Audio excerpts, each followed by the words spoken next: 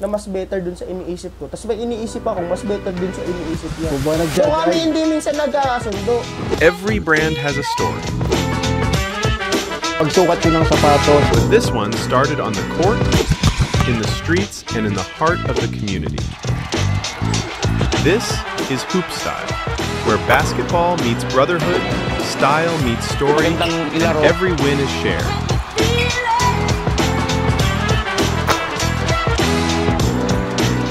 Welcome to The Movement Begins.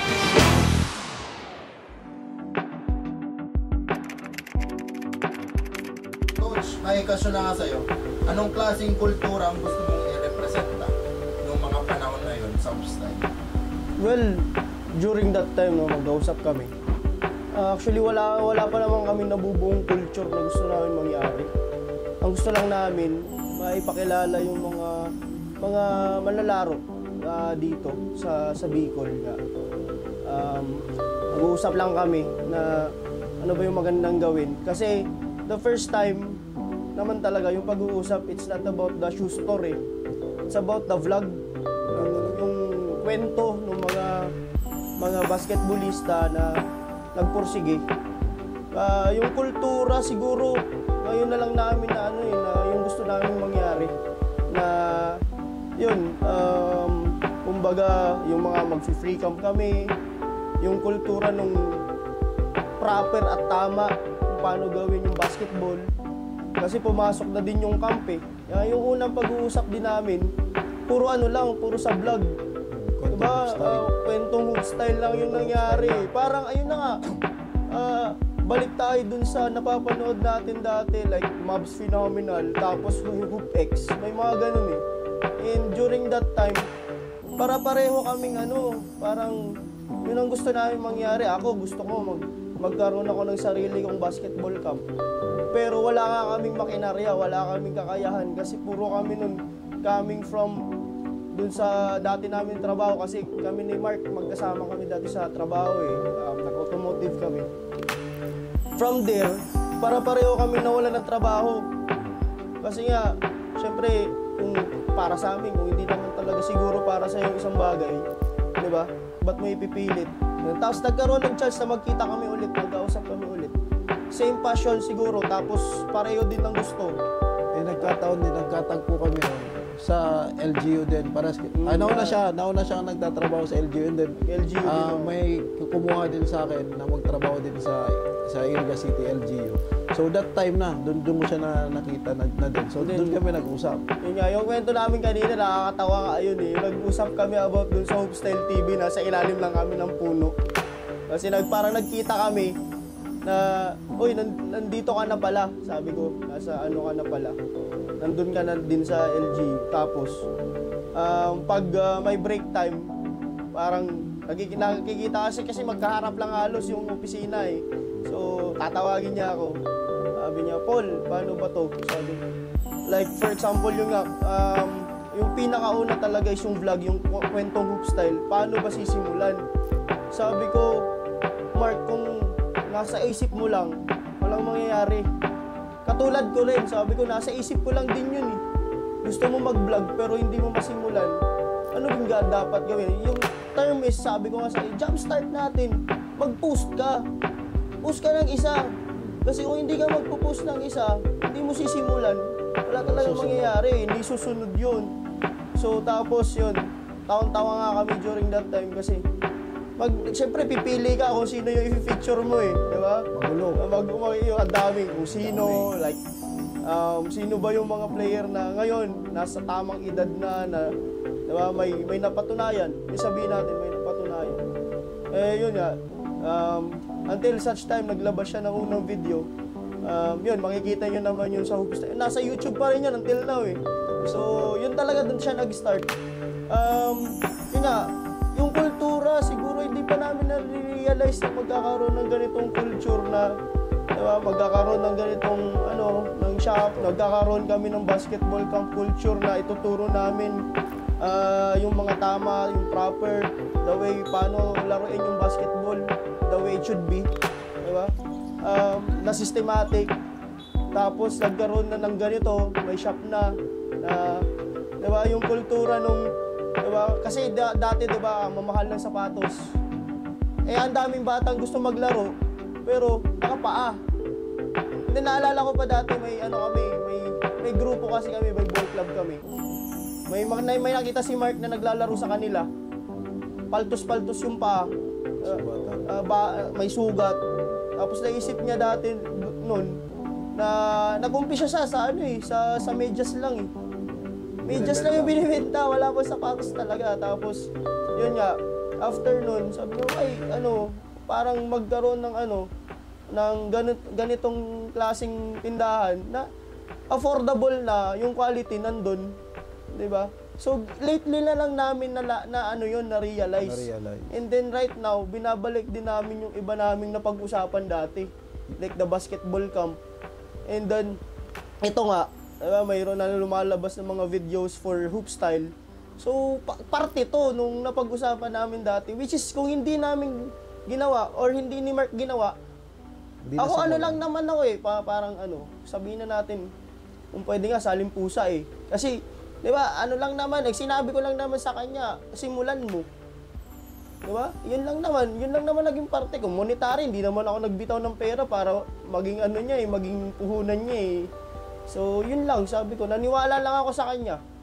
And siguro, naniwala din siya sa sinabi ko.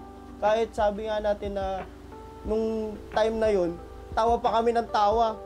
Kasi, minsan yung gamit na pang-record, cellphone lang. Nire-record yung boses, cellphone lang.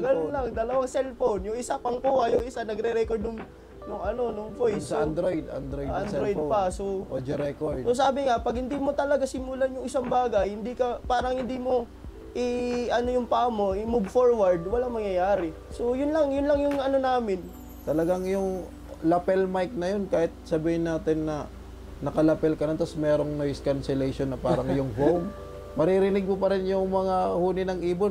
For example, yung first episode ko sa TH Tumalip. So, shout out to TH Tumalip. Yeah, si TH. So, thank you very much dun sa episode 1 na yun sa YouTube. Naka-upload din yun. Oh. So, yun. Nag-video kami nun dito lang sa park ng sentro ng Iriga. So, dun pa lang marinig mo talaga yung quality ng audio. May mga tag-tweet-tweet doon.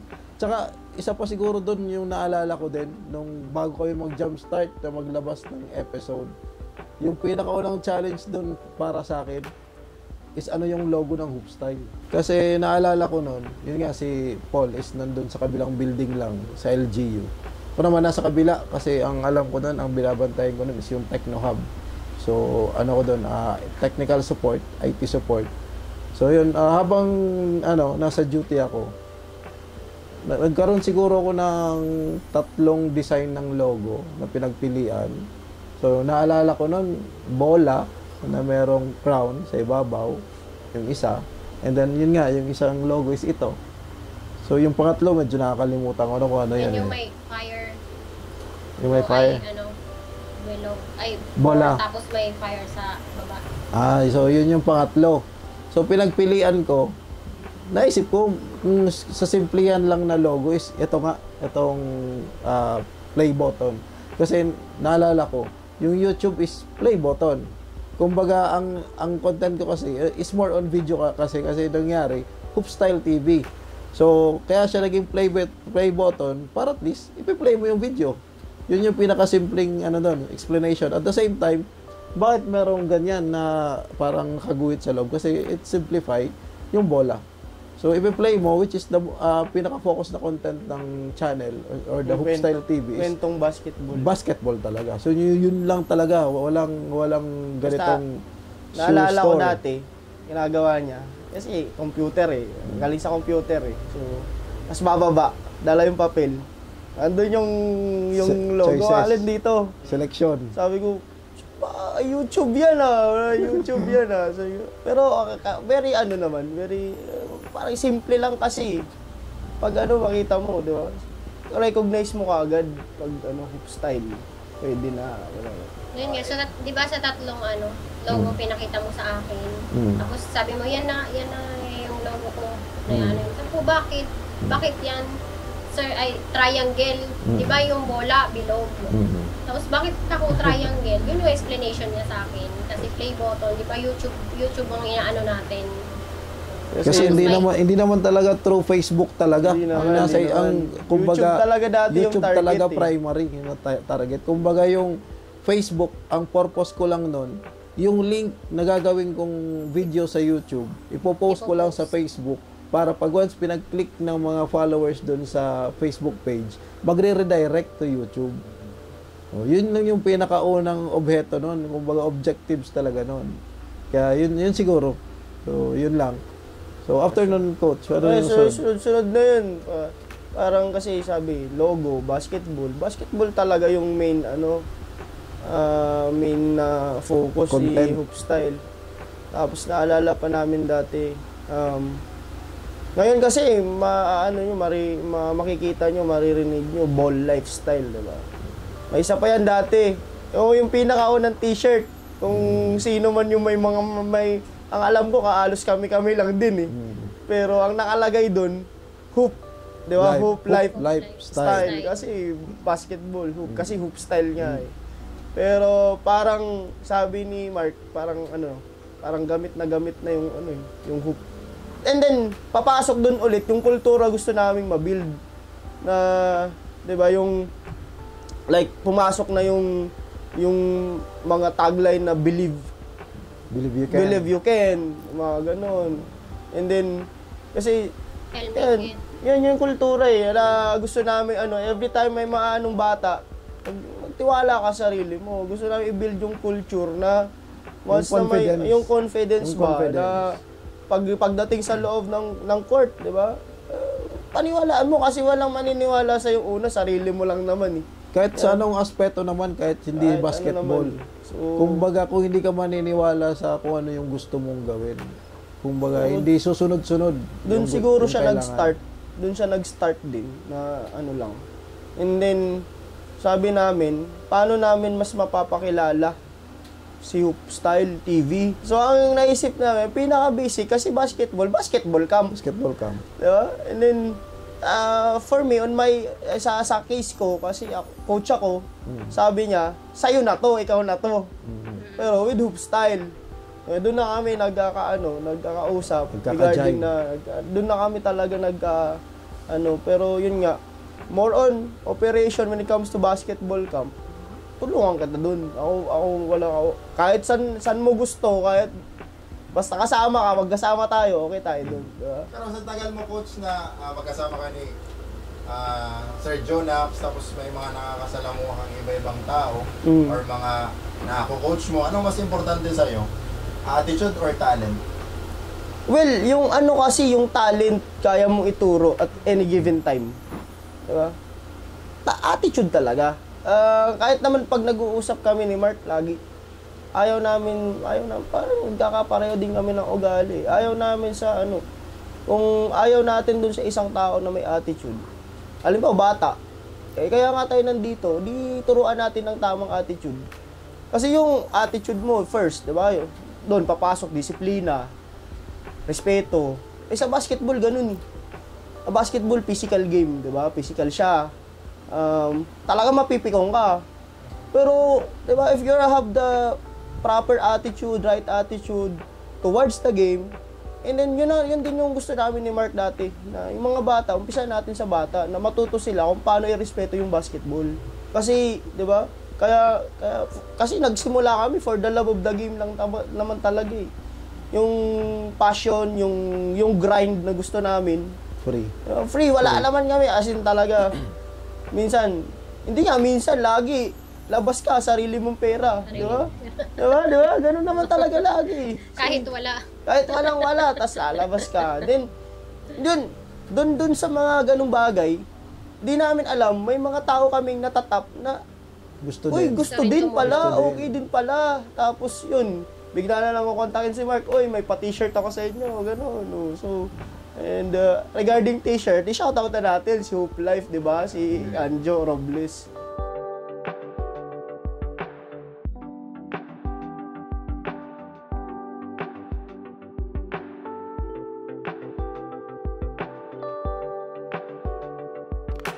Alam ko na si Mark, maayos na yung negosyo niya. Nakita ko agad yung potential niya as something na makakatulong sa larangan ng basketball, hindi na sa basketball and other sports. So, yung potential is not a question. Nakita ko talaga si Pading Mark together with Pards, PJ, Paul, John Sepe, na napaka-sincere nila and desidido sila sa ginagawa nila. So, ang message ko na may advice, keep doing what you're doing and continue to inspire not only young athletes, also those young entrepreneurs na gusto magnegosyo. Dream big talaga, walang makakatalo sa power of dreams. I am Anjo R. Moralio, the owner and manager of Life Sports Apparels. At the same time kasi noon, naalala ko din, nung after nga, nung sponsor sa amin ni Sir Anjo or ni Pading Anjo ng Hoop Life Sports Apparel, nung nakita niya nga na nagkakaroon kami ng mga ganon, ng mga free basketball camp sa mga bata, so yun, nagbigay siya sa amin ng uniform. Kasi talaga yung t-shirt namin noon, naalala ko is dry fit na kulay black, tapos yung print is yung hit press lang. So, yun, pansariling ko din, expense ko din. Ginawan ko ng uniform yung mga tumutulong sa camp para at least pag pupunta kami sa mga camp, is may uniform din kami. Kasi naalala ko din doon, nung nakaraan, nung mga camp namin sa San Francisco, yun yung mga nakampan namin ng free. Tapos Francia, way back 2022. Siguro yun. So, around 3 years na yon simula ngayon. So, yun yung uniform namin na sinusuot para at least naman, mas magandang tingnan kami kahit sabihin natin yung mga free camp namin nun is, yung mga bata, walang uniform yun. Kung ano yung damit nila, yun na yun. So, after nung sponsorship ni Pading Anjo, dun sa uniform namin, dun na pumasok na meron naman nakakita sa amin kasi nakikita nila, laging ang hawak namin ni Pading Paul is, more on kabataan. So may naniwala sa amin na first time namin mag-tandem din, mag-handle ng isang team which is mag-e-entry kami dun sa Yung sa under 18. So under 18 category. MBA. So Big Yaman Basketball Association 'yon. So ang maglalaro is buong Rinconada, tama ba? Rinconada. So buong Rinconada, bahala ka na gumawa ng team. So it's either kahit taga saan, basta within Rinconada area ang resident doon. First time namin mag-handle, which is siya yung naging head coach, ako yung assistant coach. So may naniwala ulit kasi sabi niya sa akin na kay Shad Bagamasbad. So si Shad naman, ang naghanap naman ng sabi naman dun sa kabarkada niya, which is kabatch niya, si Ordas, naalala ko apelyido nun. Baka daw meron siyang mga player, si Sean, na mga youth. Kasi naalala ko nun si Sean, dati nun, sa Mayor's Cup dito sa Iriga. May team din na binuo. So naalala niya, sabi, ay si Jonox yan kasi may mga possible player yan kasi siyempre nagpapa-training camp sa mga youth. So tinap ako. So tinap ko din si Paul. Paul, ganito ako, may ganito. So nung time na yun, wala ding bayad yun. Nag-coach kami doon, wala din bayad. Kumbaga, yung lang namin doon, yung inisip lang namin is, kumbaga, stocks ang player, stocks amin. So, yun na. Pero yung mga practices, talagang practices and also official games, talagang free ulit yon. So, doon kami unang nag-tandem na, as coaches. So, yun, kwento mo na yung the rest nun. Well, nangyari naman nun, talagang kung makikita mo yung sitwasyon dati, masasabi mo na ngayong time na to, swerte na. Pero madami nag-tryout nun. Madami nag-tryout. Talaga yung paglalaroan namin, I remember, open court. Yung, alam mo yung solar dryer, yung pinagbibili ng palay, tapos nilagyan ng court. San Isidro yun, located. Bago mag try out or bago mag-practice yung mga bata, walis muna. Tapos, sabi ko, Siyangkate, wag nyo lang kakamutin. Parang ganun. So, siguro, that's one thing na na-build namin na attitude nung time na yun sa mga bata na yung never giving up. Yung magtiwala sa sarili. Pero unknown yun, yung mga player na yun. Unknown yung players. Kumbaga nabigla, pati mga announcer sa parang GPT, nabigla. Ang nangyari is, yung the whole tournament, kami yung pinakamaliliit eh. Parang pag tinitingnan kami ng ibang team, parang wala to. That's the ayun yung first time na mag-sponsor din mag-co-sponsor si Hoop Style. With iRise Basketball. With iRise Basketball. So,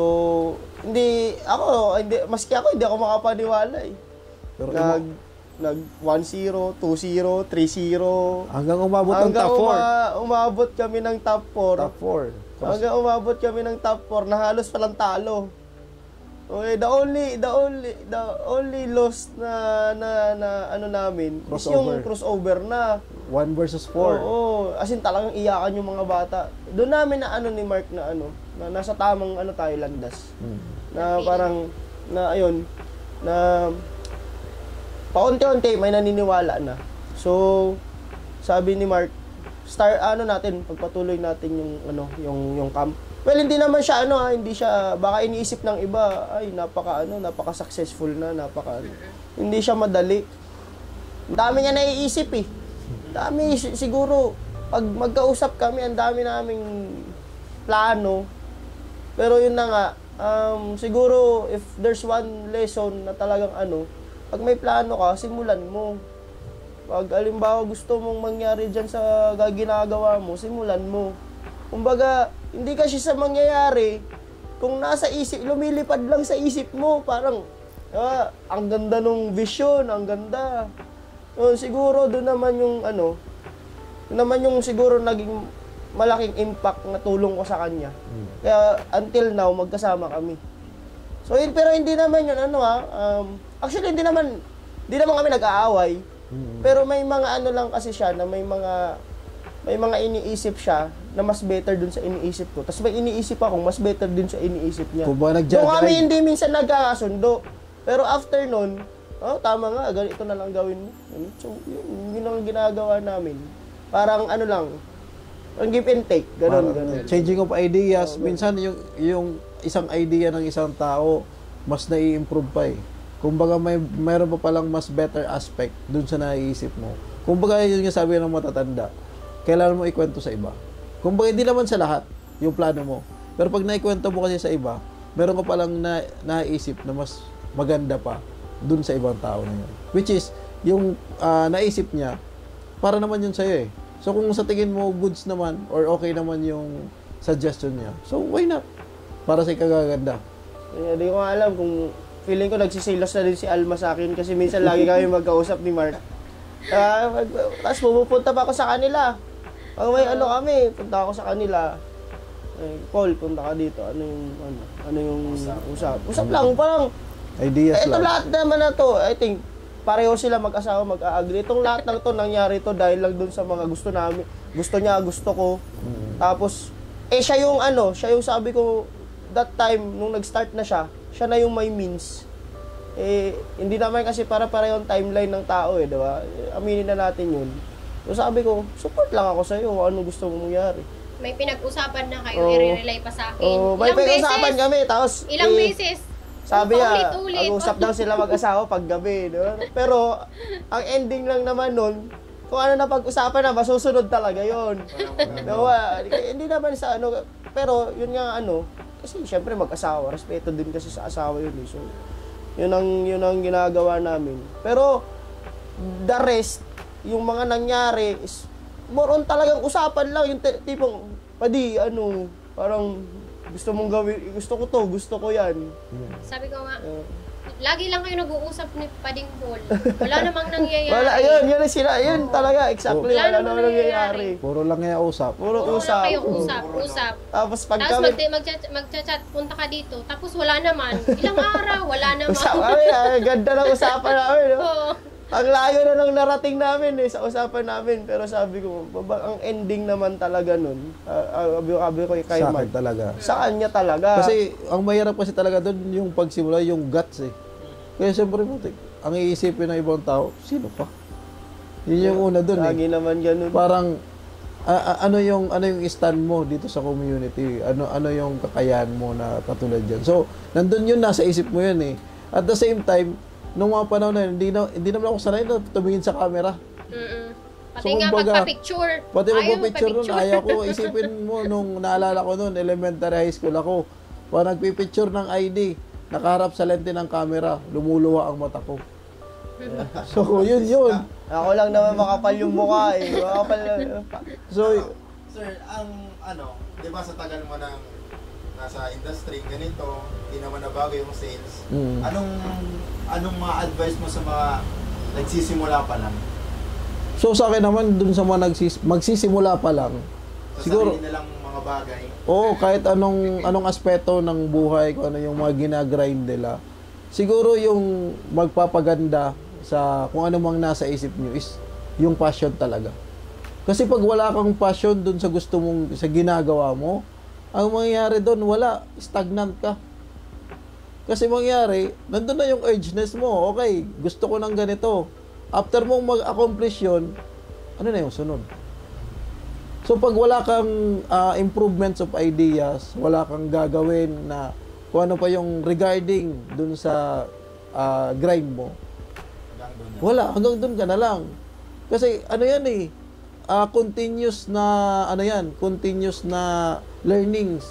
Kung sa buhay, kailangan mo meron kang continuous learning para at least mag-improve ka.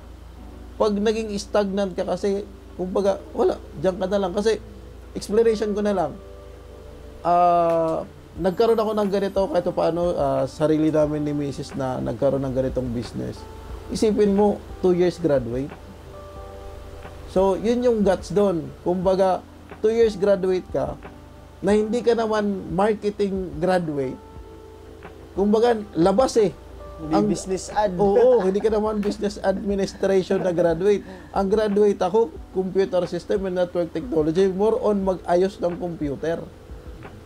So, paano mo nagawa yun na magaling ka sa sales, magaling ka sa marketing? Kasi unang-una kasi doon, yung magpapa-improve sa'yo ng marketing is yung passion mo. Pag passion mo yun, continuous ideas. Aralin mo. Kumbaga kung alam mong mag-jive sa iyong tao, why not, di ba? So at the same time, siguro naman, dahil naman sa sales, kasi previously, kami ni Paul is dati sa automotive industry, which is sa sales. So nagsimula kami doon, nagsimula ako sa pioneer group ng Photon Camarines Sur sa Pili since 2015. So nagsimula akong 2015 as sales representative na walang ka-idea regarding pagbibenta ng sasakyan. So doon pa lang, nung una ko ang pasok, napagalitan agad ako nung general manager namin. Kasi yung get up ko noon, madami kong mga bling-bling, yung mga rasta. So tapos at the same time, yung lagayin ko noon ng susi ng motor, meron pang rastaman na nakasabit. So doon sa General Assembly, first day ko, napagalitan agad ako. Kasi yung nakita ko, tinawag ako ng GM, "Boy, ano ka ngaya? Mambabarang?" Yun yung unang sabi sa akin.